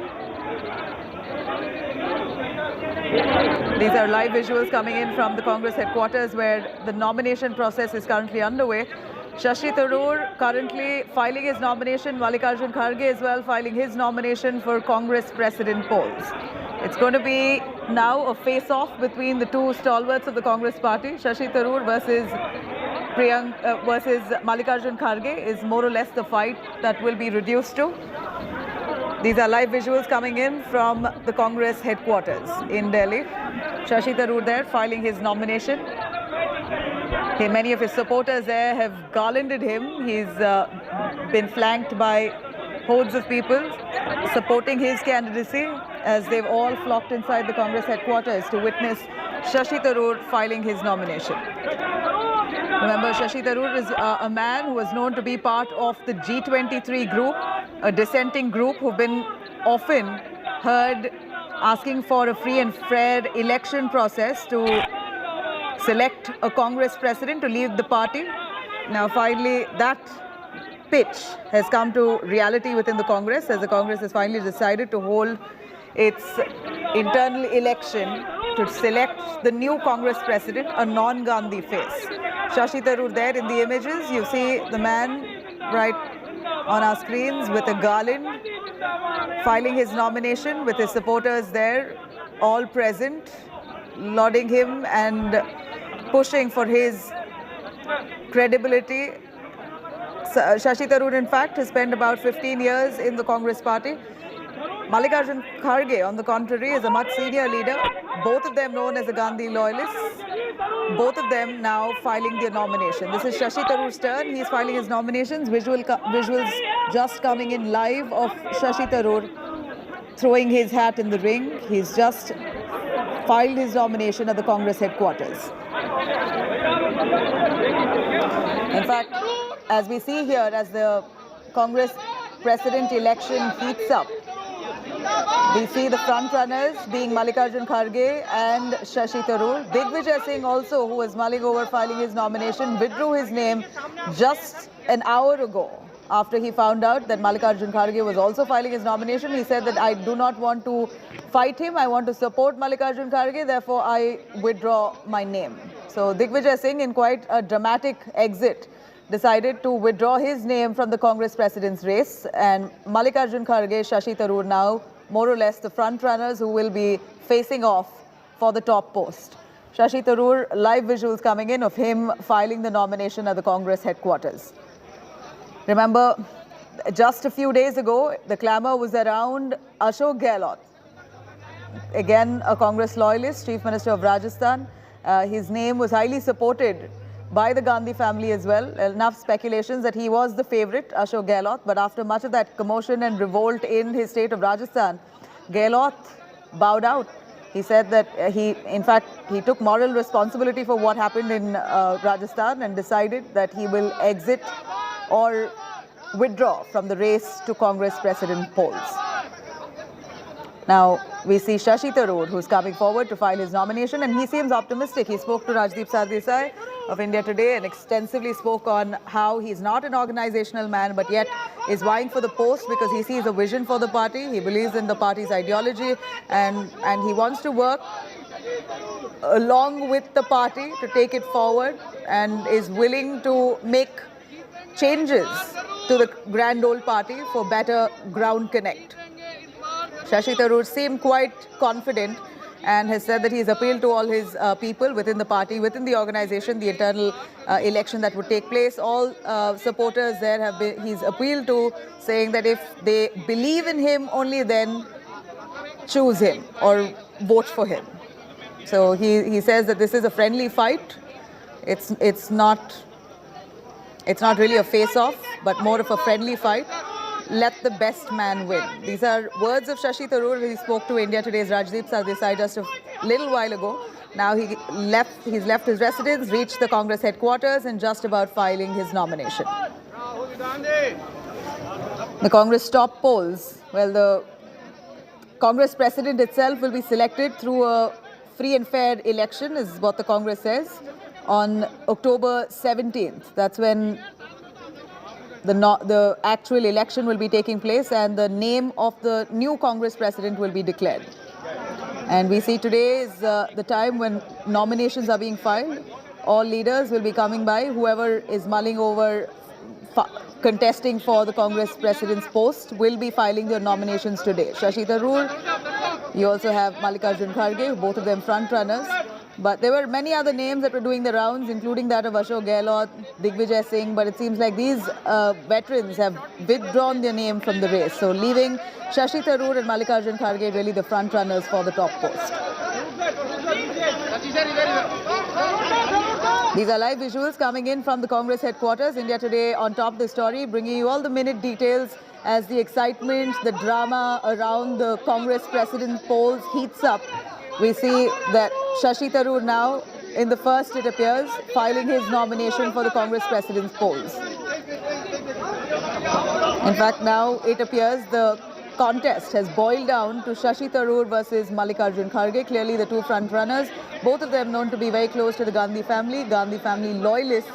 And that's precisely what the Gandhi family wanted. It appears that someone they know, they're confident in, someone who's an absolute loyal and who will toe the Gandhi family's line. That's more or less the narrative that's been sent out, even though they haven't said it explicitly.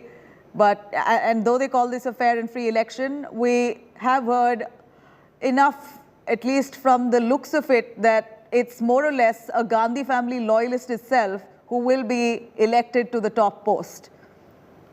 At the end of it, finally, we at least see the Congress party, reluctantly so, but finally getting down to an election process to select the new president.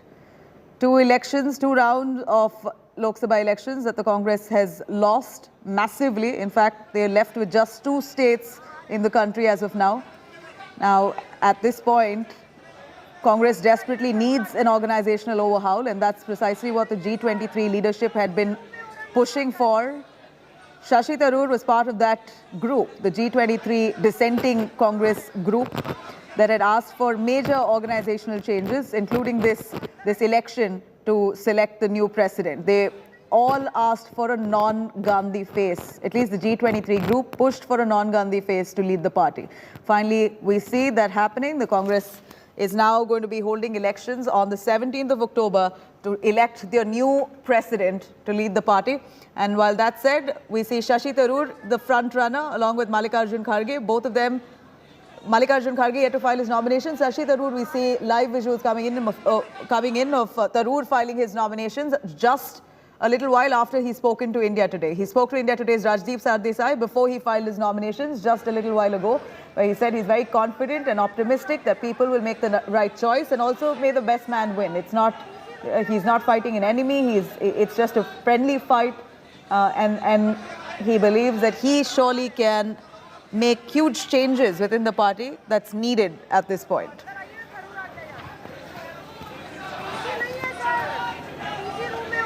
In fact, Shashi Tharoor was speaking to India Today just a little while ago before filing his nominations, clearly spoke about how he was looking forward to taking up this post. If at all he is elected, he's excited to take up this role, considering that he really envisions the Congress for India, a secular India and a progressive India. And he has a vision for the party on how to really revive the party's connections on ground. Even though he is not an organizational man, he says that he intends to do so with the help of his party cadre, and he believes he can. That's what he said to India Today's Rajdeep Sardesai just moments before he reached the Congress headquarters to file his nomination. Well, Shashi Tharoor now, live visuals coming in of him filing his nomination. He says that India needs the Congress party, and it's about time that the party itself revives and renews itself with a new leadership, a new guiding light, and he is willing to be that guiding force. Now, Congress presidential elections just barely 2 weeks from now, and Shashi Tharoor already hoping to take up that post. The only main contender to Tharoor would be Mallikarjun Kharge. We hear Mallikarjun Kharge, last-minute entry, again known as the Gandhi loyalist, likely to contest or nominate himself as well for the Congress president polls. Just a little while earlier, we saw Digvijaya Singh as well, and there was a lot of talk that he is also going to be filing his nomination today, but in quite a dramatic U-turn, Digvijay Singh came out to say that he is not contesting.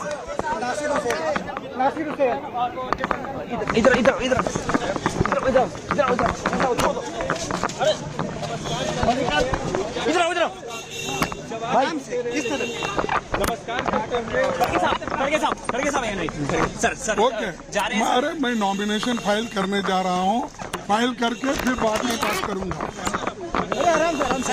Sir कितने आश्वस्त हैं sir कितने आश्वस्त हैं sir आराम से एक बार बोल दिए sir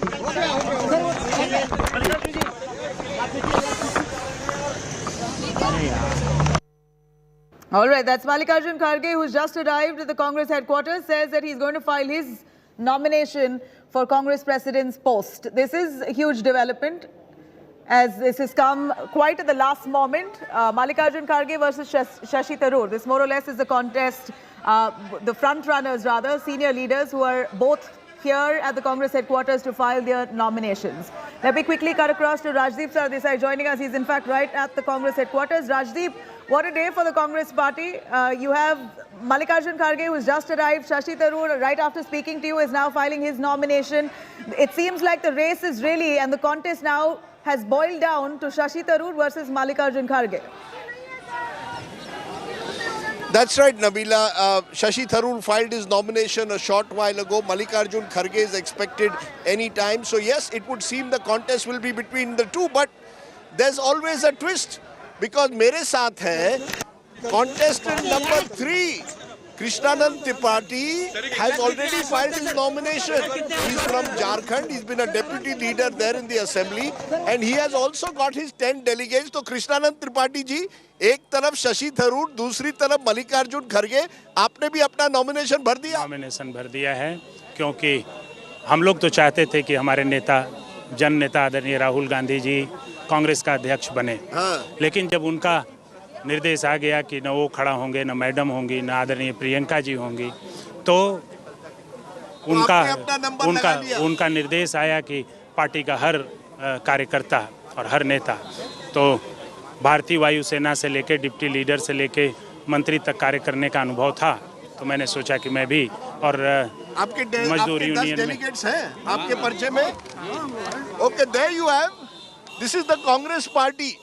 you got Krishnanand Tripathi, उन्होंने अपने 10 नामों के जो 10 नाम चाहिए, you need 10 people to nominate you. He is got his 10 delegates, पर आपको चांस तो नहीं है। इतने बड़े नेता मल्लिकार्जुन खड़गे एक तरफ, शशि थरूर, आप कर क्या रहे हैं? ये केवल एक औपचारिकता है या वाकई आप फाइट करेंगे? हम कोई औपचारिकता नहीं करते। आप मेरे राज्य में लोगों से आप पूछ लीजिए कि जिन मामलों पर मैं फॉर्म रहता हूँ, वैचारिक रूप से मैं कांग्रेसी हूँ, वैचारिक रूप से मैं गांधीवादी हूँ, वैचारिक रूप से मैं राहुल गांधी और सोनिया गांधी का समर्थक हूँ, तो मैं विचार से मल्लिकार्जुन खड़गे, as you speak, Tripathi ji, मैं आपको बधाई देता हूँ, but you can see that Mallikarjun Kharge is also coming. Lots of, in a way, the Congress party office seems to have more party workers and leaders in the last couple of hours than we've seen in the last couple of years.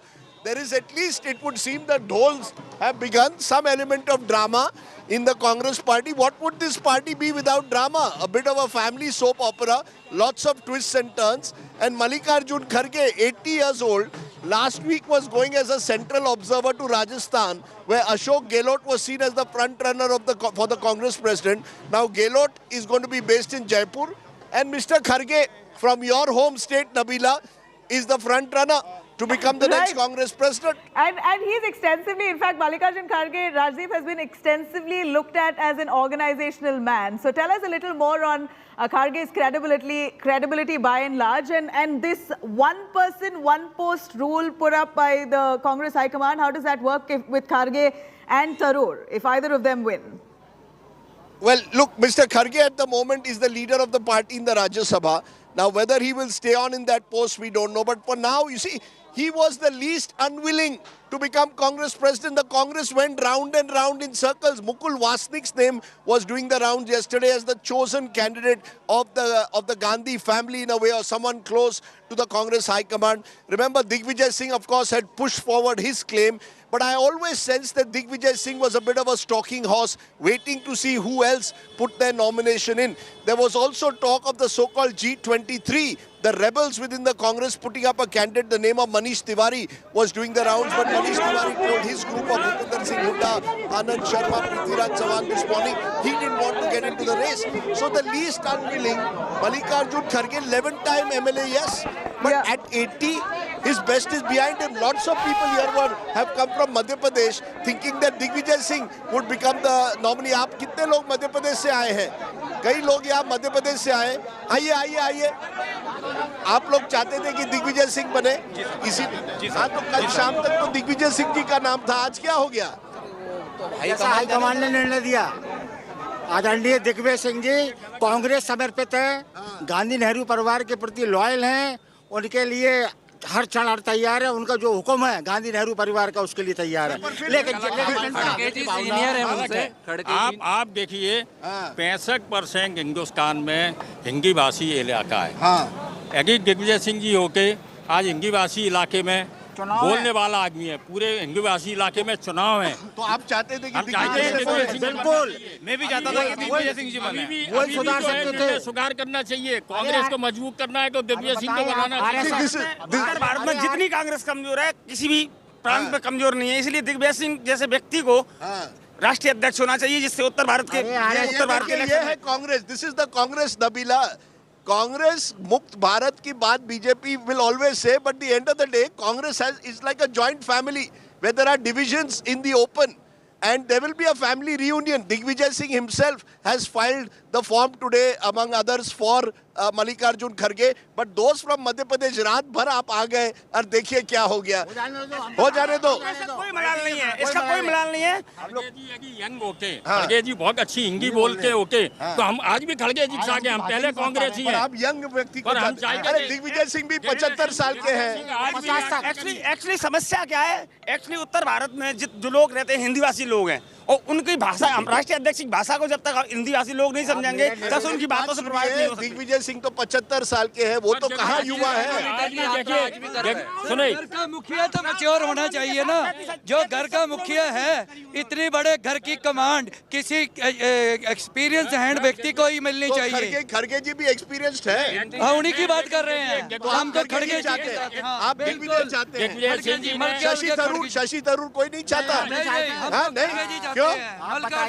इतने global name है। RSS और BJP किससे डरती है कांग्रेस में? केवल सिर्फ दिग्विजय सिंह जी से है, सिर्फ, और कुछ से नहीं डरती। वो उनका इंतजाम जानते हैं कि कितना। शशि थरूर अरे कोई नहीं जानता। मल्लिकार्जुन खड़गे जी नॉन कंट्रोवर्शियल फिगर है। नॉन कंट्रोवर्शियल फिगर, और 80 साल के हैं। फिर क्या हुआ?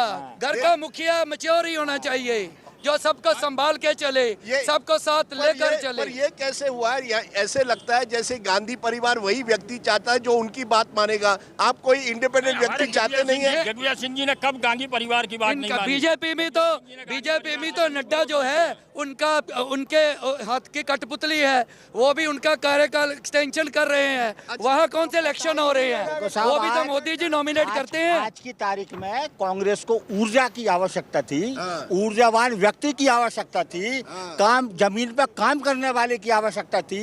हिंदुस्तान के पूरे समाजों को वो दिग्विजय सिंह और कोई आदमी नहीं। अशोक गहलोत नहीं है, अशोक गहलोत भी नहीं है। अरे पार्टी को बगावत कर दी, हमारे तो सिर्फ राहुल गांधी हैं। हाँ, राहुल गांधी जिंदाबाद। गांधी तैयार नहीं है बनने। राहुल गांधी जी नहीं है तैयार, लेकिन कांग्रेस का एक कार्यकर्ता है उनके लिए तैयार। अरे ये अच्छा चलिए। So as you can see, Nabila, I just wanted to do that to give you a flavor of the place. All kinds of names were doing the rounds. Eventually, it seems Mallikarjun Kharge versus Shashi Tharoor and also Mr. Krishnanand Tripathi, who you just met. This is the Congress party. It's a bit like a mela. You know, that's what makes the Congress party even now. Right, Rajdeep, there is this understanding and hope within the Congress cadre that this is a fair and free election. Anyone can contest. And that's why we see a lot of them, like Mr. Tripathi from Jharkhand, who's come by to file his nomination as well.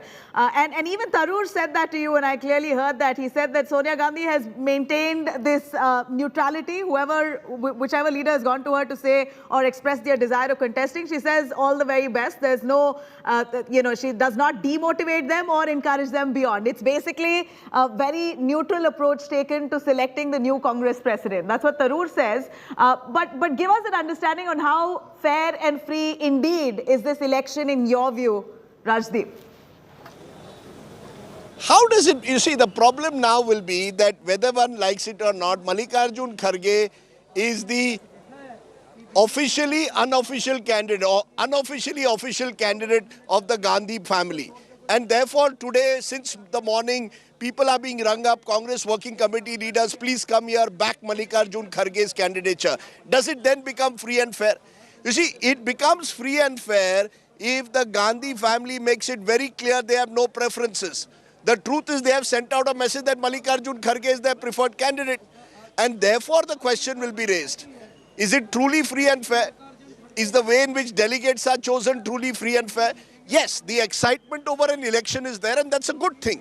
I think one should always welcome an election in any party. But the question is this election being fought without the Gandhi family or indeed the party high command having a role in it?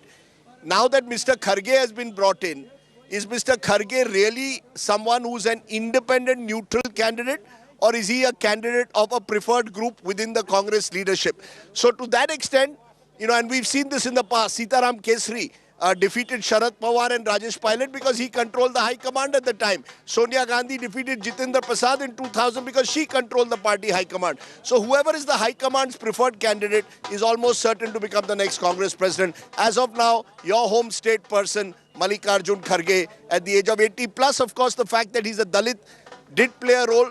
The Congress believes, as they did in Punjab and lost out badly, pushed Charanjit Singh Channi. Now they will say they've made a Dalit as the Congress president. The Congress needs energy. The workers are right. Urja ki zarurat hai. Is an 80-year-old the answer?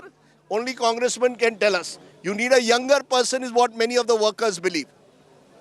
Right. Rajdeep, a quick word. When we speak of Mallikarjun Kharge, it appears that he's got enough and more support from the G23 leaders. Give us a sense. Kharge was not part of the G23 group, but yet he receives overwhelming support from G23. How have they found their man finally in Kharge? Where is the G23 now? Bhupinder Singh Hooda is back in Haryana. He is now the most powerful leader of Haryana. Prithviraj Chavan, you could say is part of the G23, but he has no real clout. Anand Sharma is not a mass leader. Who is the mass leader in the G23? Where is this G23? You see, the name that was doing the rounds was that of Mukul Vasnik. But Mukul Vasnik also apparently said, "Mujhe ye nahi karna hai." So G23 has also shrunk. So there is no real opposition. So all these G23 leaders are also happy to say, we will support Mallikarjun Kharge. You see, the problem in the Congress at the moment I ask about is that G23 while there is a lot of brave talk of that Tharoor was part of G23, how come Tharoor does not get the G23 support? Yes. Because Mr. Tharoor is acting on his own. The G23 said when Mr. Tharoor decided to file his nomination, there was no wider consultation among the other members. Mr. Tharoor felt that he was fighting for principles. He is his own man. He's his own person. All right, Rajdeep, if you can hold on for just a moment. Jayavardhan, Digvijay Singh's son is speaking to the media. Let's cut across. He has backed Kharge Saab because Kharge Saab is his senior. And to be honest, whether it's Shashi Tharoor Saab or Kharge Saab, they are both very strong, grounded leaders. And at the end, whoever will win it'll be the party which will win. So how do you see this decision as a stand because Yes, this has sir. been a big criticism that the internal democracy is not there. Exactly. Exactly. So you see this as a big influence? Absolutely, sir. It's very important that there's a democratic process which is being followed this time by the Congress, and this is, I think, which is important for the country as well, because the people of the entire country are looking at the Congress to do something new. And that has started with the Bharat Jodo Yatra, which Rahulji has taken in a very serious manner, and which is getting huge gatherings. I mean, today in Karnataka, there are over 2 lakh people who are walking with him, which shows that the country is ready for a change. Right. We've seen 3 names in 3 days. Ashok Gehlot, Mr. Kharge. I mean, yes, that's what the line has been. But, I have a very good relation with Shashi Tharoorji as well. And, whoever wins, I think it will benefit the Congress. Last question, so how do you see this decision? How do you see the decision of your father? Not as a leader, as a son. I think in both ways, sir. You see, since I've known my father since I was born, and throughout my life, he is a die-hard congressman. Whatever our family is today is because of the blessings of Congress party, of the people of Madhya Pradesh, of my hometown Raghugarh, and of the Nehru Gandhi family, because they have given us the opportunity that we have got. From him being an MLA in 77, to a minister in 1980, to a member of parliament in 84, PCC president, chief minister in 93 for 10 years, and after that as a general secretary, and then Rajya Sabha member of parliament. It is all something which has been given by the Congress party for him, and even in the future, we will work day in, day out for the Congress party and for the country. क्यों नहीं वो जो जनता रावण की हमारा वो एक परिवार है, कुटुंब है, जिंदगी भर रहेगा, और हमारा पूरा जीवन समर्पित है उनकी सेवा के लिए. No, in 3 days we've seen 3 names: Mr. Ashok Gehlot, Mr. Digvijaya Singh, and now Mallikarjun Kharge. Do you think this kind of confusion, uncertainty was best Why not, sir? Why not, sir? You see, if there's an election, there will be people who want to fight. There will be people who will want to be part of the process. So, it's an open race, and at the end, like you see, there are, I guess, now 2 people who are in the race, and may the best man win. All right, because it looks like Mr. Gehlot has had his way. He's managed to arm twist the party's leadership. He's pretty much had. That's not true, sir. That's not true, sir. You see, Ashok Gehlot ji is a very senior, very grounded Congress leader who is a 3-time chief minister. The BJP has tried to break him, but they couldn't. Similarly, Sachin Pilot ji is the future. He is very dynamic. He's very hardworking. He's, his image is such that people really adore him in the Congress and the general public. So, they both have a, very important role to play in the Congress. And, I'm sure we'll all work together. All right. Thank you. That's a very significant way. In fact, Mr. Digvijay Sachin Singh, who's also a Congress MLA, Digvijay Singh's son, holding calm and cool, saying that the party cadre entirely would support what the party collectively wants. Mallikarjun Kharge is contesting, and therefore Digvijay Singh and the party entirely will support Kharge. He also endorses Kharge as one of the finest leaders, an organizational man who has his experience, etc. But let me cut across to all those reactions pouring in. Digvijay Singh himself, who spoke right after he found out that Kharge was contesting, and in quite an upset way, he looked very upset and angry, if anything, to find out this development right today, and then decided quickly to turn around and say, all right, I'm withdrawing my name, I will support Kharge. Here's what he said.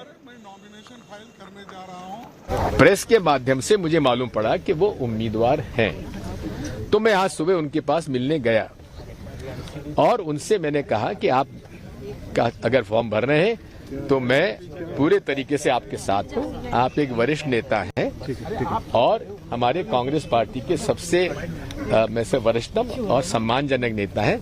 मैं कभी भी आपके खिलाफ चुनाव लड़ने की बात सोच भी नहीं सकता। आपने वो पहले बता दिया होता तो मैं फॉर्म लेने भी नहीं गया होता, लेकिन अब उनका इरादा है फॉर्म भरने का, तो मैंने कहा कि ठीक है, मैं आपका प्रस्तावक बनूंगा। धन्यवाद। खरगे जी मेरे नेता हैं, मेरे से सीनियर हैं। कल मैं उनके घर गया था, उनसे मैंने पूछा था कि आप अगर फॉर्म भर रहे हो तो मैं नहीं भरूंगा। उनका कहना था कि मेरा इरादा अभी नहीं है। उसके बाद प्रेस के माध्यम से मुझे मालूम पड़ा कि वो उम्मीदवार हैं, तो मैं आज सुबह उनके पास मिलने गया और उनसे मैंने कहा कि आप अगर फॉर्म भर रहे हैं तो मैं पूरे तरीके से आपके साथ हूं। आप एक वरिष्ठ नेता हैं और हमारे कांग्रेस पार्टी के सबसे में से वरिष्ठतम और सम्मानजनक नेता हैं।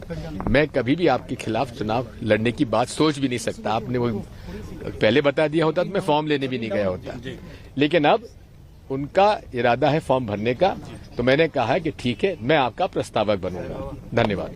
हम लोग तो चाहते थे कि हमारे नेता, जन नेता आदरणीय राहुल गांधी जी कांग्रेस का अध्यक्ष बने, लेकिन जब उनका निर्देश आ गया कि न वो खड़ा होंगे, न मैडम होंगी, न आदरणीय प्रियंका जी होंगी, तो उनका निर्देश आया कि पार्टी का हर कार्यकर्ता और हर नेता, तो भारतीय वायुसेना से लेकर डिप्टी लीडर से लेकर मंत्री तक कार्य करने का अनुभव था। हम कोई औपचारिकता नहीं करते। आप मेरे राज्य में लोगों से आप पूछ लीजिए कि जिन मामलों पर मैं फॉर्म रहता हूँ, वैचारिक रूप से मैं कांग्रेस हूँ, वैचारिक रूप से मैं गांधीवादी हूँ, वैचारिक रूप से मैं राहुल गांधी और सोनिया गांधी का नामों के जैसा सचिन थरूर जी ने भी कहा है, एक फ्रेंडली मैच की तरह है। चुनाव के बाद में पूरी कांग्रेस, मैं समझता हूँ उसी रूप में लेना चाहिए इसको। खड़गे साहब अनुभव भी है, 10-11 बार लगातार चुनाव जीतते हैं जी। राज्य का अनुभव भी है, राष्ट्रीय स्तर का अनुभव भी है, और मैं समझता हूँ कि सही उन्होंने निर्णय किया खड़े होने का, और इस वर्तमान स्थिति के अंदर उनके निर्णय का मैं स्वागत करता हूँ। श्री मल्लिकार्जुन खड़गे बहुत ही कांग्रेस पार्टी के वरिष्ठ नेता हैं, और मैं और श्री आनंद शर्मा जी दोनों उनका जो नामांकन है उसका समर्थन करने के लिए आए हैं। मैं और मेरे साथ लाखों कांग्रेस जनों की इच्छा थी कि कांग्रेस परिवार में नेतृत्व गांधी परिवार। Rajdeep joining us right outside the Congress headquarters. Rajdeep, the commotion we see as Shashi Tharoor files his nomination, it seems like clamour growing for Kharge and Tharoor. Equal support on both ends when it comes to supporters outside. But who's the favourite candidate when we speak of the Gandhis? Because at the end of it, we know it's got to be a Gandhi family chosen man. Whether they call it free and fair election, we still have a fair idea that the person who will be at the helm of affairs will have to be a complete Gandhi loyalist. So who among the two is closer to the high command? Well, I would think that Mallikarjun Kharge is the more likely choice, because Mallikarjun Kharge is seen as someone who has been traditionally completely identified in a way, particularly in the last few years, with the Gandhi family. He was leader of the opposition in the Lok Sabha, leader of the opposition in the Rajya Sabha. He's just the kind of leader that, in a way, the Congress High Command would want. Someone who provides, I guess, will do exactly what the High Command wants. Will not be a Gehlot or a Digvijay Singh who might assert himself politically, as we saw with Mr. Gehlot just a few days ago. So I think in that sense, he fits in the stereotype. Mr. Tharoor is a bit of an individualist, or is seen as that. He's been associated with the G23, signed that letter in August in 2020, which was seen to be a letter challenging in a way the party was being run. Even in the interview that we gave, he said, Miss Selja, ma'am. So we have Kumari, just half a second. So we have Kumari Shelja with us. As I said, she's going to be signing the nomination for Mr. Kharge. Let's ask her that question. Is Mr. Kharge the unofficial official candidate of the Congress leadership? Mr. Kharge is the senior most leader in the party. He was a leader of opposition in Rajya Sabha. And I think all of us should now rally around and unanimously elect him the next president. But an 80-year-old, is this the time to have an 80-year-old? The Congress surely needed someone younger. Your name was doing the rounds. No, thank you very much. The media was doing was being very kind. But the point is that his experience will surely help the party. There is time when experience is also required, and the way he is conducting, he has whole lifetime of commitment to the party, and I think we will benefit. Ma'am, but till a few days ago it was Ashok Gehlot, then Digvijay Singh, now Mallikarjun Kharge. What is going on? ये हो क्या रहा है कांग्रेस में? No, Digvijay ji himself has said he did take the form. He was saying he was going to, and now I think he himself has withdrawn, and it would be in the fitness of things if Kharge ji is elected unanimously. The fact that he's a Dalit, does that make, is that the reason why he's been chosen? Is it because he will toe the high command line that he's been chosen? Why do you want to only label us as Dalits, and because we are Dalits, we don't deserve to be, and we are chosen only because we are Dalits? I didn't say that. I think that is not right. Factor or not? This is not right. I think his experience speaks for him. One final question, what about Shashi Tharoor? Many say he's the kind of younger person your party needs. That is for you to decide, Rajdeep, that our party needs a younger person or older person. I don't think age has got anything.